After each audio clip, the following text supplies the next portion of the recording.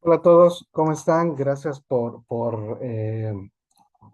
su tiempo de conectarse a esta pequeña reunión.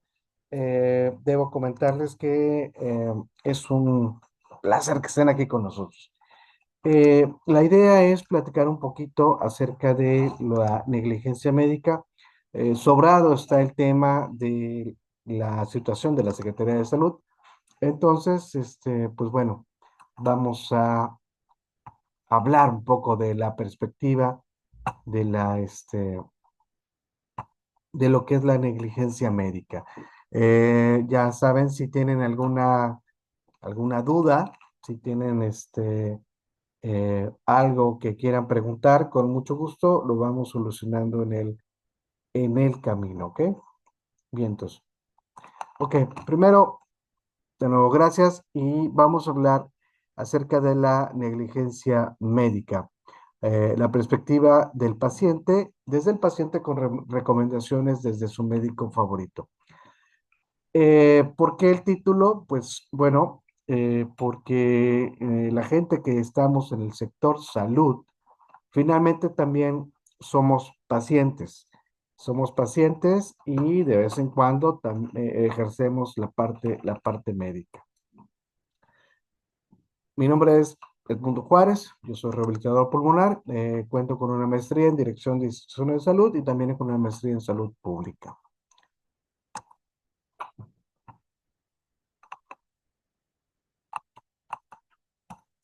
Bien, vamos a empezar con este artículo que justamente salió el día de hoy.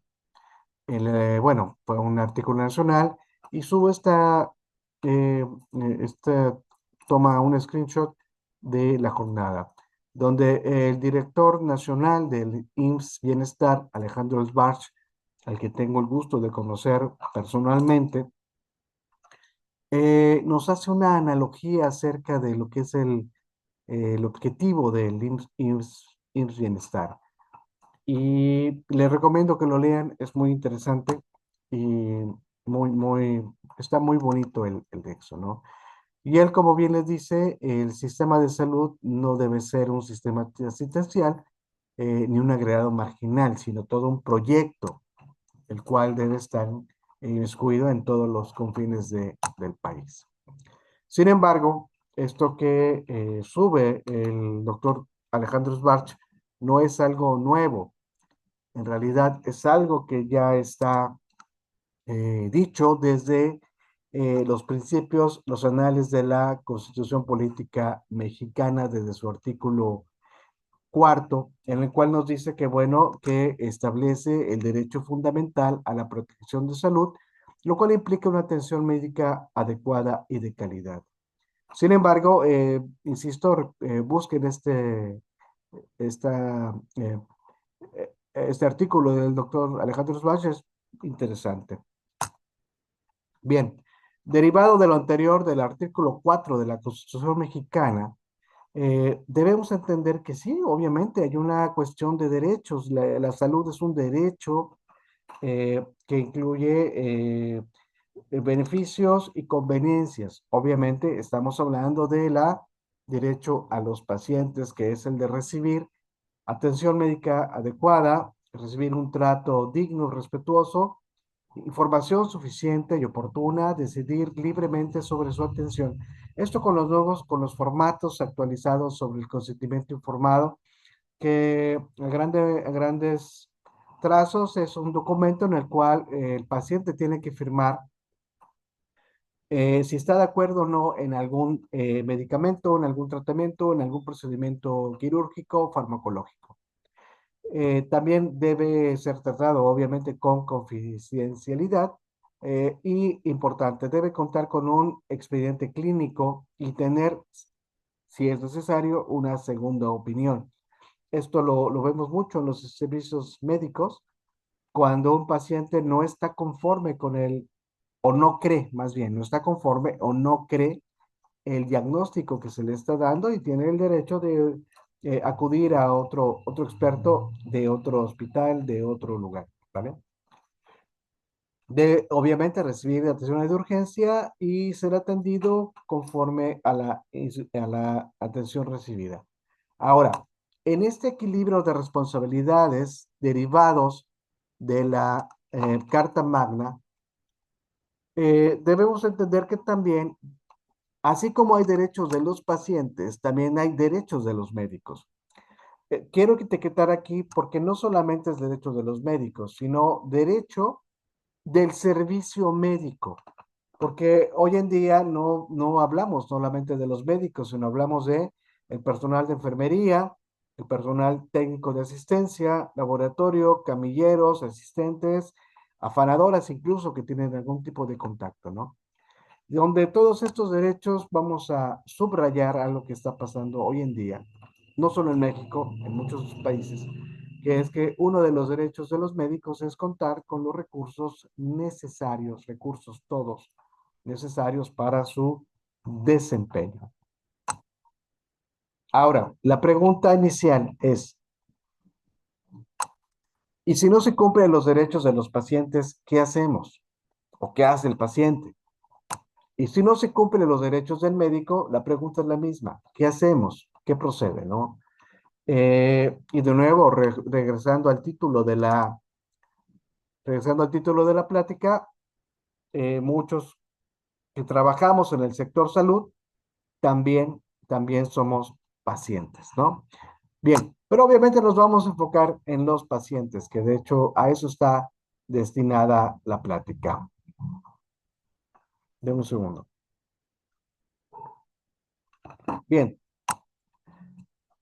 si no se cumplen los derechos de los pacientes, pues bueno, pueden echar mano por sí, per se, o a través de algún abogado, eh, a la Ley General de Salud, que es la que regula la prestación de servicios, establece los derechos de los pacientes a una atención profesional, ética y de calidad. Derivado está, obviamente, el Código Civil Federal, desde los artículos 1716 al 1910, donde fundamenta la obligación de reparar el daño causado y establece la base para demandar por responsabilidad civil subjetiva. Y también hace referencia al Código Penal Federal en su artículo 228 al 230, donde va a tipificar como delito las lesiones o la muerte causadas por negligencia, imprudencia e impericia. Y obviamente este artículo es el que va a sancionar a directores, subdirectores y administradores de los servicios de salud. Bien. Y también en esa misma Código Penal Federal, en su artículo 228, en las disposiciones generales, establece, ojo, establece la máxima pena que puede tener un médico, una enfermera, si incurren estas faltas, ¿no? Las cuales van que la suspensión de un mes hasta 2 años de ejercicio de la profesión, o puede ser la suspensión definitiva o la obligación de reparar el daño. No pierdan de vista esto que acabo de decir. Ahora, realizar una demanda tiene que estar argumentada o argumentando que no se cumplieron los derechos constitucionales. Es decir, si usted, paciente, va a un hospital, a una clínica, ya sea privada o de gobierno, y usted cree que no se cumplió con lo dicho en la Carta Magna que acabamos de leer, pues bueno, usted como paciente puede acudir refiriéndose a las leyes y códigos fundamentales del país, como dijimos hace un minuto, al Código Penal Federal, a la Ley General de Salud y al Código Federal. Pero también, como dijimos, los médicos también tienen derechos. Entonces, el parte médico va a apelar o apelará a través o buscando la conciliación y la liberación de culpa a través de la regulación estándares, que son las normas oficiales mexicanas, y con apoyo de los representantes de las instituciones para resoluciones y defensa, como es la CONAMED y la Comisión Nacional de Derechos Humanos. ¿Qué es lo que estamos o qué es lo que se está, digamos, peleando? Pues obviamente estamos buscando que se cumpla la responsabilidad profesional médica. El artículo 33 de la ley reglamentaria del artículo quinto constitucional dice que el profesionista está obligado a poner todos sus conocimientos, todos sus conocimientos científicos y todos sus recursos técnicos al servicio de su cliente, así como el desempeño del trabajador convenido. Ojo, porque este artículo que recientemente, el año pasado, tuvo una modificación, ya no solamente se refiere al médico, sino al profesionista de los servicios de salud. Entonces aquí es donde esta responsabilidad no solamente es para el médico, sino para la enfermera, el camillero, el del laboratorio, todo aquel que tenga una interacción con el paciente. ¿Y a dónde vamos? Bueno, vamos a administrar la ley para responsabilizar al aquel que causó o que hizo omisión de algún procedimiento. Y podemos atribuirle una responsabilidad administrativa, que es cuando se infringe la Ley General de Salud en sus requerimientos. Aquí en esta responsabilidad administrativa no necesariamente hay un daño, pero sí puede incumplir las normas. En los hospitales se les llama cuasi falla, ¿ok? Ahora, la otra es una responsabilidad civil, que es cuando existe una culpa que causa un daño patrimonial o moral en el paciente, ¿vale? Y debe existir un daño explícito. Y la tercera es la que al gremio médico finalmente le da más miedo, temor, que es la responsabilidad penal, porque estamos hablando de una omisión que va a ser tipificada dentro del Código Penal del país. Y que obviamente hablamos todos de cuestiones de dar vueltas con la fiscalía, de llegar a una sentencia, etcétera, etcétera, etcétera, ¿no? Muy bien.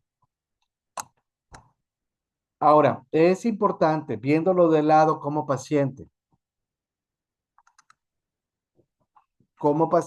es, si usted va a poner una denuncia, una demanda por negligencia médica, ¿qué debe usted saber para hacerlo? Bueno, la primera es saber que es una negligencia médica, ¿vale? Y sabemos que es un daño causado a un paciente por una mala praxis o una mala práctica o porque está incumpliendo los estándares de cuidado esperado. Ahora, esta mala práctica se va a catalogar en cuatro formas distintas. La primera es la negligencia por omisión, es decir, cuando el paciente no hace lo que tendría que hacer o lo que debería de hacer. La segunda clasificación es la imprudencia, que es cuando digamos, el médico actúa rápido por sacar el turno, por no dejar papelería, y entonces en un error por prisa causa un evento. La impericia es una falta de habilidad. Vamos a poner un ejemplo, en un paciente diabético que tiene un pie diabético, ¿qué pasa? Pues bueno, el paciente, a lo mejor el médico no tiene habilidad para hacer la debridación, que es cortar la piel muerta en ese pie diabético, y hace una iatrogenia o lastima el pie del paciente, ¿no? La cuarta es el dolo por intención, que es algo muy complicado, pero que es cuando el médico o un enfermero hace algo para causarle dolor al paciente, ¿no? Una notita, la impericia también hay una impericia temeraria, que es cuando alguien que no tiene ningún conocimiento, hablando del pie diabético, se mete a curarle el pie a un paciente. Bien, si usted ha decidido meter una demanda por negligencia médica, también debe considerar que debe cumplirse y comprobar cuatro elementos fundamentales. El primero es que haya una relación médico-paciente, es decir, que el contacto sea directo, que el médico sea médico tratante, la enfermera circulante. Si viene hablando del mismo ejemplo, de prediabético, si viene algún residente, algún escrito, el cual no solamente está de guardia o pasó por ahí, se le pidió un favor y este paciente realiza algo no bien hecho, ese paciente no cae en negligencia médica, perdón, ese doctor o ese asistente no cae en negligencia médica porque no hay una relación directa, ¿no? El segundo es la violación del deber. Estamos hablando de que el profesional no actuó de manera consciente a los estándares, es decir, hay normas oficiales mexicanas para todo en el área médica. Normas oficiales desde una cirugía a corazón abierto hasta una norma oficial para lavarse las manos. Como todos sabemos ahora con el COVID, hay un proceso y un procedimiento. Si el paciente, si el doctor o la enfermera o el asistente o el químico no cumple o lleva a cabo esa norma oficial mexicana, bueno, ahí sí puede incurrir. Pero eso, como dice arriba, se tiene que demostrar. Una conexión causal directa, estamos hablando que hay una violación por mal praxis, es decir, que a pesar de que alguien lleva todos los procesos y los procedimientos, a pesar de eso, causa un daño, ¿no? Y al final un daño real demostrado. Ojo, si esto es muy importante porque hay muchos pacientes o familiares de pacientes que solicitan una intervención cuando el familiar tiene un daño neurológico, psiquiátrico, que tiene que ser demostrado. Si no se demuestra, es difícil eh, que el curso el curso procesal siga adelante, ¿no? También no deben olvidar los factores fuera de control. A qué nos referimos? Si usted va a poner una demanda por negligencia médica, debe tomar en cuenta que hay factores fuera del alcance del médico que van a determinar hasta qué grado fue imposible para el médico impedir el daño. Es decir, si el paciente tarda en buscar la atención clínica, si se resiste a buscar las indicaciones médicas o se toma todos los menjurjes que la vecina y la comadre les da, en automático tampoco va a proceder esa demanda. Caso muy concreto, hablando de nuevo con los pacientes diabéticos, el paciente del VIP diabético. En ocasiones los pacientes llegan a hacer insuficiencia renal y se les propone la diálisis peritoneal, lo cual se resisten, se resisten, se resisten, se resisten. Y cuando ya hay un problema grave y llegan al hospital, ya no hay nada que hacer y llegan directo a la hemodiálisis, ¿vale? Entonces, esas son recomendaciones que no hay que dejarte pasar, ¿no? Recomendaciones médicas, pues bueno, aquí no me dejarán mentir que hay muchas personas que salen, hablando lo que mencionaba hace 5 minutos de la hemodiálisis, salen de la hemodiálisis y salen a tomarse su coca, a echarse sus taquitos. Dices, bueno, o sea, ¿qué onda, no? Ahora también hay factores sistémicos o institucionales. Es decir, eh, si hay una falta de disposición de citas o de insumos o de mala administración de insumos, pues obviamente el médico no va a poder completar su estándar de calidad, su norma oficial mexicana sobre algún procedimiento porque no hay material, no hay equipos, no hay medicamentos. Ok, ahora,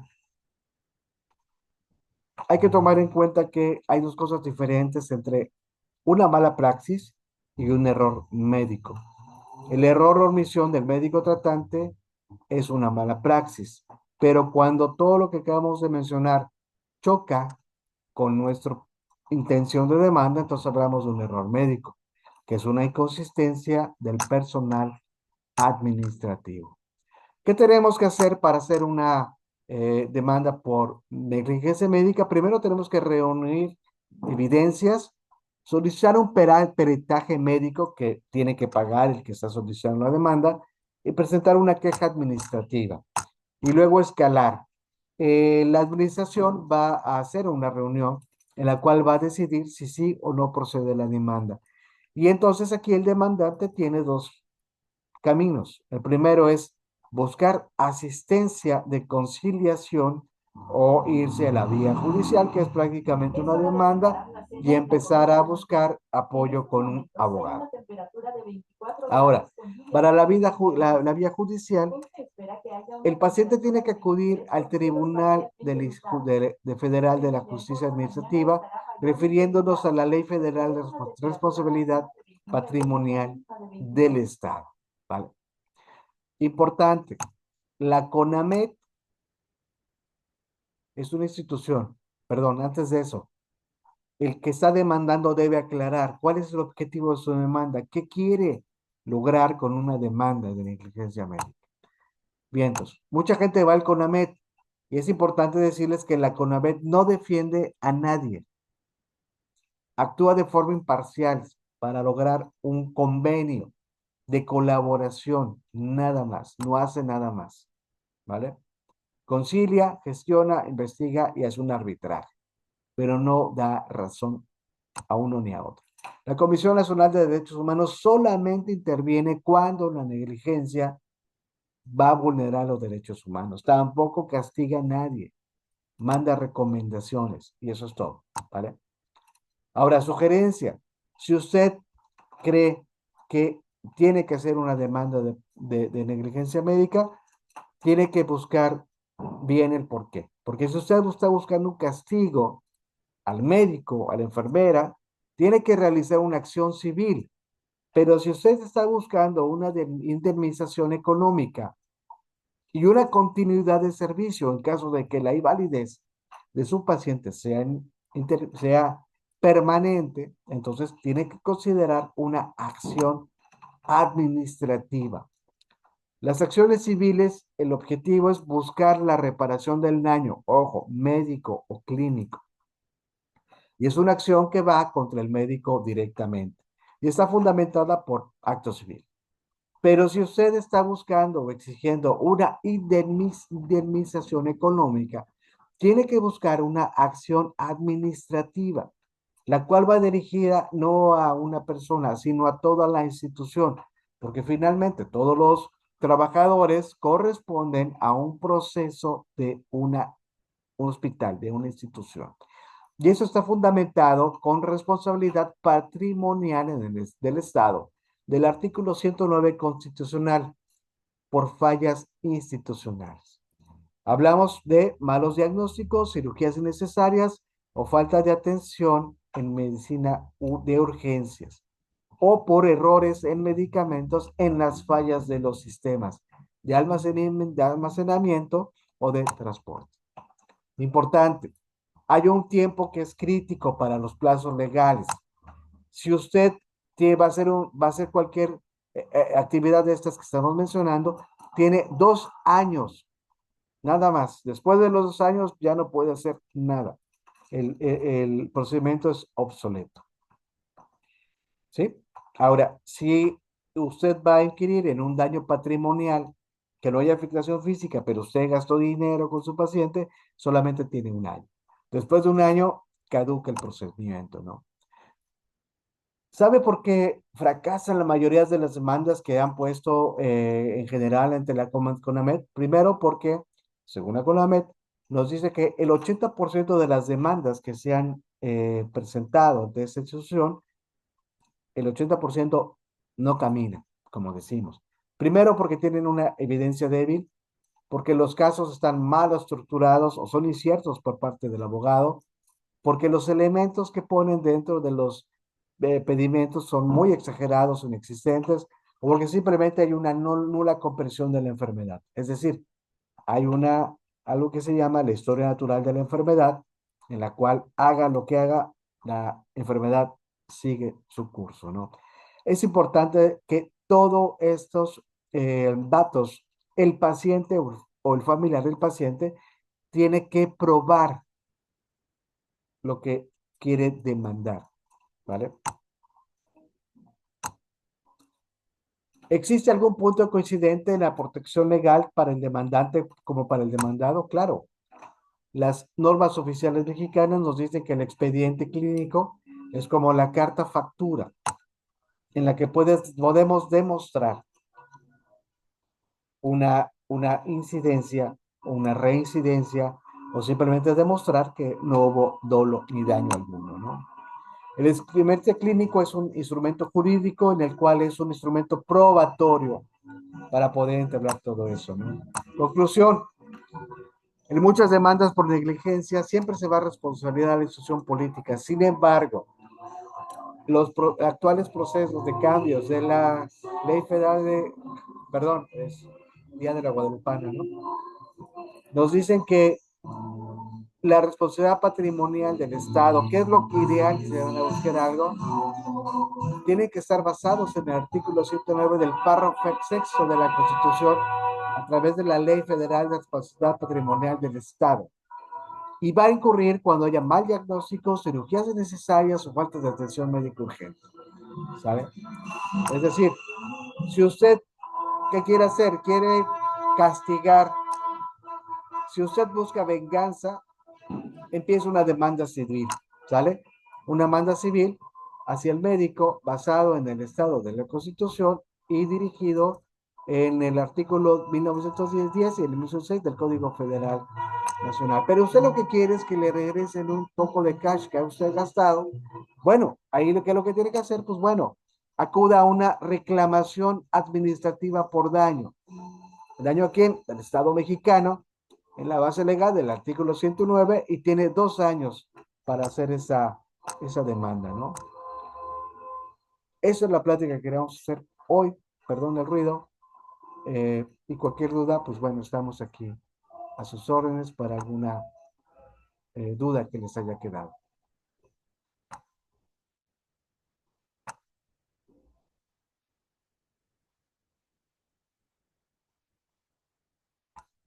Bien, pues bueno, si no hay dudas, gracias por su atención y estamos en contacto. Hasta la próxima. Gracias.